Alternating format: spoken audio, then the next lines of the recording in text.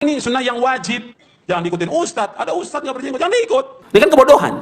Ada orang sudah belajar di Timur Tengah, dapat gelar doktor, pulang jadi orang bodoh. Disebutkan tokoh fulan nggak berjenggot. Kenapa nggak disebutkan Nabi SAW? Lo kita dalam beragama yang kita ikut siapa? Laqad kana lakum fi Rasulillah uswatun hasanah. Sungguh telah ada pada contoh yang baik pada Rasulullah, bukan pada para ulama, bukan pada tokoh, pada Rasulullah contohnya. Rasulullah berjenggot, yang kita ikut siapa? Rasulullah berjenggot.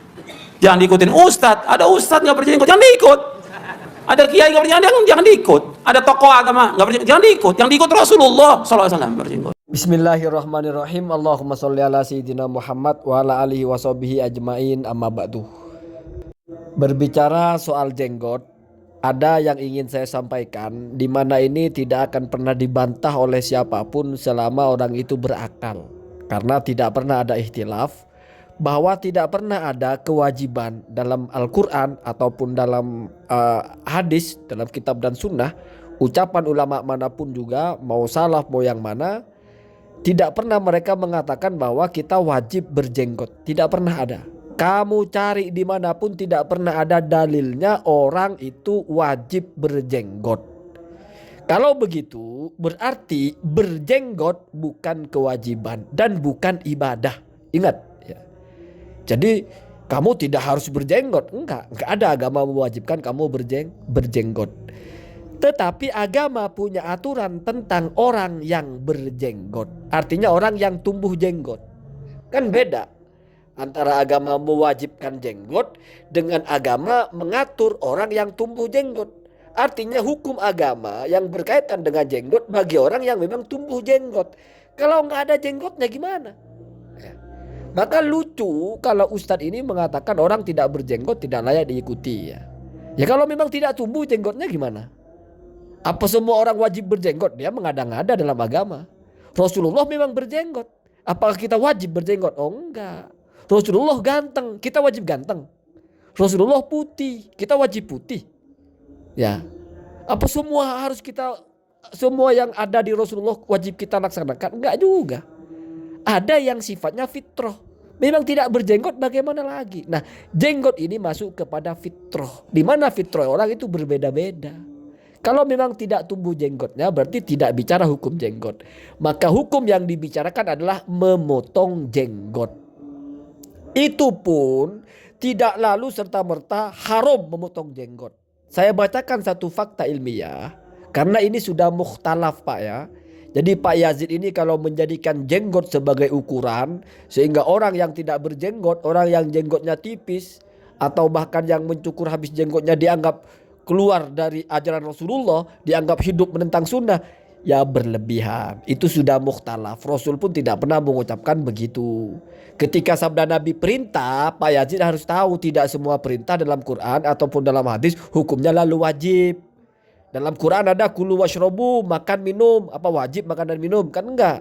Dalam Al-Quran ada perintah wa idza halaltum fastodu, kalau kamu sudah bertahallul, sudah selesai dari ihram, fastodu maka berburulah. Memangnya kita kalau selesai tahallul lalu langsung wajib berburu? Kan enggak Pak, enggak. Jadi jangan melucu lah gitu ya. Mentang-mentang bawa ini redaksinya perintah berarti wajib, ya enggak juga. Perintah itu ada yang wajib, ada yang sunnah, ada yang malah mubah. Walaupun redaksinya perintah, begitu ya. Jadi yang pertama itu dulu, kita sepakat tidak ada kewajiban berjenggot. Nah, yang kedua, kalau orang jenggotnya tumbuh maka perhatikan. Memang mayoritas ulama itu mengharamkan memotongnya. Artinya dianjurkan atau diwajibkan membiarkannya. Tetapi ini sudah mukhtalaf Pak Yazid. Dalam Syafi'iyah itu yang muktamad adalah makruh saja, bukan haram. Artinya kalau ada orang yang memotong jenggotnya bersih, ya tidak bisa dikatakan haram, tidak bisa dikatakan dia berdosa. Kenapa? Karena hukumnya haram, hukumnya makruh, tidak sampai mencapai level haram. Dan ini justru yang dipakai oleh Muhammadiyah. Ini adalah ulasan tarjih Muhammadiyah. Dari keterangan di atas dapat disimpulkan bahwa memangkas atau memotong sebagian jenggot hukumnya adalah mubah. Ingat, kalau hanya dipotong sebagian hukumnya mubah. Sedangkan mencukur hingga habis hukumnya makruh. Tidak sampai haram. Itu Muhammadiyah Pak Yazid ya. Pak Zul harus bersuara ini ya. Kira-kira begitu. Sekarang sebagai closingnya saya bacakan satu kitab yang berbicara tentang jenggot. Ini terlepas dari ikhtilafnya ya. Al-awwalu, pendapat yang pertama, madhabul imami Abu Hanifah ya. Itu dia dibaca Abu Hanifah berarti madhabul imam wa huwa Abu Hanifah ya. Yaitu madhabnya Imam Abu Hanifah. Qala fid Durri al-Mukhtar, berkata atau ada di dalam kitab Ad-Durrul Mukhtar, wa yukhramu 'ala rajuli qat'u lihyatihi, dan diharamkan kepada laki-laki mencukur jenggotnya. Tapi ada keterangannya wasaraha fin nihayah, dan ditegaskan atau ulama Hanafiyah menegaskan dalam kitab An-Nihayah. An-Nihayah itu syarahnya Al-Bidayah ya. Biwujubi qat'i, tentang wajibnya memotong jenggot ya, karena ini bicara jenggot. Zada, yang melebihi alal qabdah, segenggam atau sekepal. Jadi walaupun dilarang memotong jenggot, ada catatannya wajib kalau sudah lebih dari sekepal. Sekarang ada kan ustaz-ustaz Wahabi yang jenggotnya udah mau sampai perut itu ya, lebih dari sekepal. Kalau Pak Yazid ini entah sekepal atau tidak, wallahu alam. Saya tidak mau bicara personal. Yang penting kita bicara itu sudah tahu ini mukhtalaf. Maka kalau sudah bicara mukhtalaf, jangan menyerang orang, karena bisa saja Anda juga terserang. Jenggot aut-autan lebih dari sekepal itu sudah wajib dipotong. Ada juga dasarnya ya. Apakah ini nggak ada dalilnya? Perhatikan ya. Wa amal akhdu minha, adapun mengambil ya, dari jenggot itu, wahya dunal qabdah, dan jenggot itu sudah lebih pendek dari satu gepal ya, artinya sudah pas satu genggaman atau di bawahnya lagi tapi masih diambil ya. Zalika, hal itu ya, atau perilaku seperti itu, kama yaf'aluhu, adalah seperti yang biasa dilakukan atau yang biasa melakukan kepadanya ba'dul magharibati ya. Al-maghribah itu jamaknya maghribi ya, sebagian orang-orang barat. Wa mukhannasati ar-rijali, dan juga laki-laki yang berperilaku bencong ya, laki-laki yang melambai ya, kaum melambai, dia laki-laki tapi berdandan atau bertingkah laku seperti bencong, seolah-olah dia perempuan ya. Falam yubihu, maka tidak membolehkan kepada perilaku seperti itu.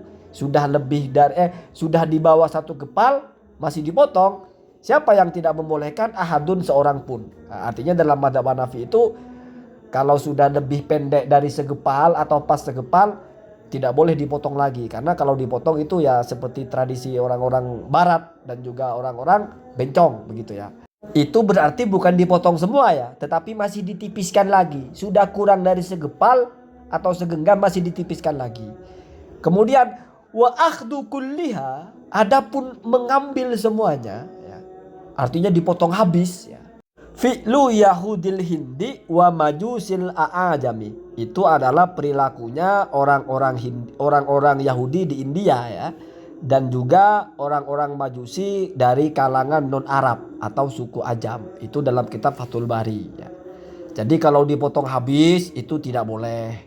Dipotong sudah pendeknya segepal masih dipotong juga tidak boleh. Cuman dijelaskan kalau masih dipotong walaupun sudah segepal, itu biasanya tradisinya orang-orang bencong atau tradisinya sebagian orang-orang barat. Tapi kalau dipotong habis itu tradisinya orang Yahudi dan tradisinya orang Majusi begitu ya. Wa qauluhu, dan juga ada ucapan ulama Hanafiyah ya.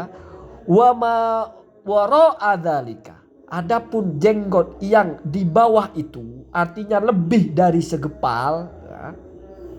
Kamu genggam jenggot kamu itu terus masih banyak yang keluar dari jari-jari, sela-sela jari kamu itu, yajibu qat'uhu, maka wajib dipotong. Artinya dalam Islam mengacu kepada ini ada juga anjuran memotong jenggot, bukan dibiarkan terus panjang aut-autan ya. Jadi kayak sapu ya. Tidak mungkin Islam mengajarkan dengan ajaran yang seaneh begitu ya. Hakadha, dan hal seperti itu an Rasulillah, tertetapkan berdasarkan perilaku atau hadis Rasulullah Shallallahu Alaihi Wasallam.